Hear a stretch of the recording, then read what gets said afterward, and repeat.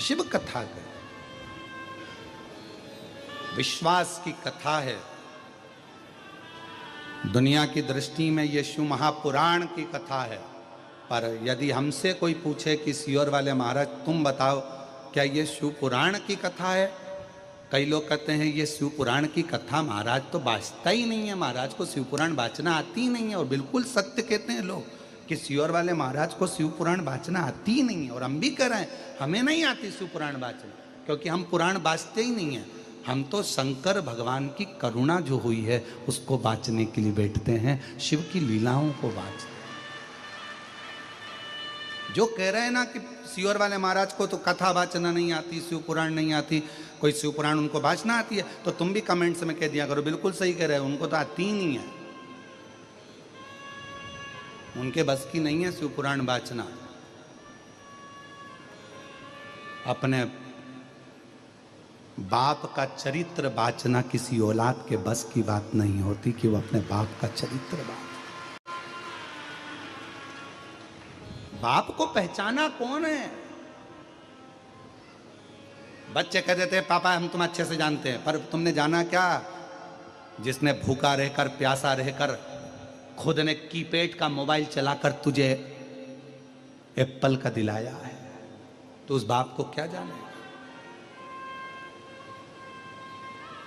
जिस माँ ने खुद अपने तन पर अच्छे आभूषण नहीं पहने और अपनी बहू के चढ़ावे में अच्छे आभूषण दिए हैं, तुम उस माँ को क्या जानो? तो कोई दुनिया के लोग कहें तो ये अतिशयोक्ति, कोई कह दे तुमसे कि सियोर वाला महाराज को तो शिव पुराण भी नहीं आती है, अच्छे से कुछ बाँचना भी नहीं आता, तो बिल्कुल सत्य, मैं अपने बाप के चरित्र को बिल्कुल नहीं बाँच सकता।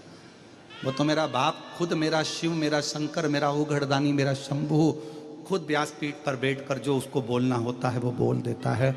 मैं उसका क्या गुणगान,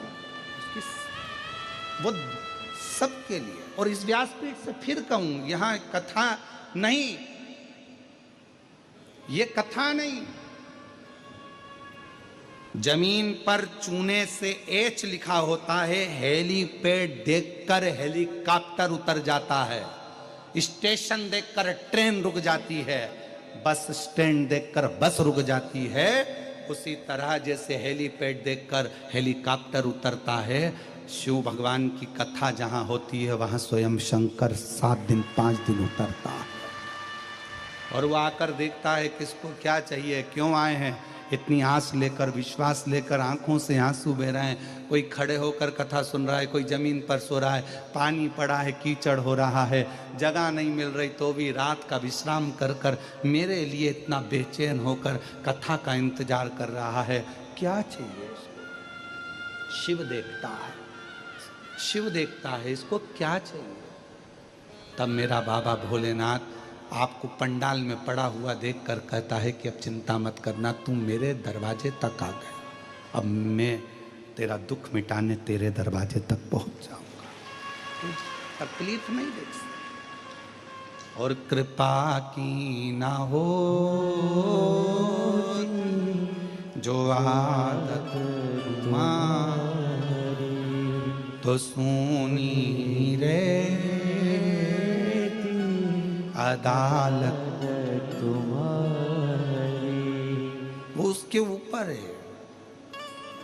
सबका किया है मेरा भी उद्धार कीजिए, उद्धार कीजिए, है त्रिपुंडधारी, है त्रिशूलधारी, महादेव नमन चरणों में स्वीकार कीजिए, सबका किया है मेरा भी उद्धार कीजिए, उद्धार कीजिए।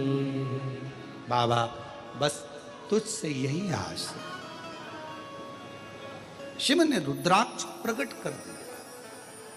12 ज्योतिर्लिंग का मध्य बिंदु है कुबेरेश्वर धाम।